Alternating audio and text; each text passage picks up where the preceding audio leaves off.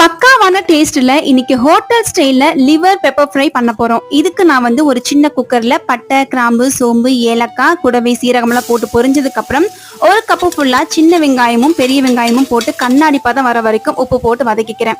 இன்னைக்கு நான் வந்து பீஃப் லிவர்ல தான் பெப்பர் ஃப்ரை பண்ண போறேன். இது கூடவே கொஞ்சமா செவரொட்டியும் போட்டிருக்கேன். இது ரெண்டையும் இதுல ஆட் பண்ணிட்டு கொஞ்சமா மஞ்சத்தூள், அரை டீஸ்பூன்ல இருந்து 1 டீஸ்பூன் வரைக்கும் இஞ்சி பூண்டு பேஸ்ட், ஒரு 5 மினிட்ஸ் இதை ஆட் பண்ணிட்டு விட்டீங்கன்னா அதுல இருந்தே தண்ணி விடும். இதுக்கப்புறம் வேகறதுக்காக 1 கப் வரைக்கும் தண்ணி ஊத்திக்கிறேன். இதை வந்து ஒரு 4 விசில் வரைக்கும் விசில் விட்டுக்கலாம்.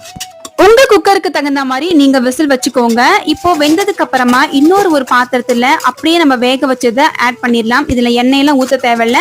அவ்வளவுதான். இந்த தண்ணியில நல்லா சுண்டனதுக்கு அப்புறம் கடைசியா ஒரு 2 டீஸ்பூன் அளவுக்கு பெப்பர் பவுடரும் சீரக பவுடரும் ஆட் பண்ணி நல்லா இந்த அளவுக்கு ட்ரை ஆனதுக்கு அப்புறம் கொஞ்சமா கறி லீஃப் ஆட் பண்ணிக்கிறேன். எனக்கு இன்னுமே லாஸ்டா எண்ணெய் சேர்த்து செய்யறது ரொம்ப பிடிக்கும்.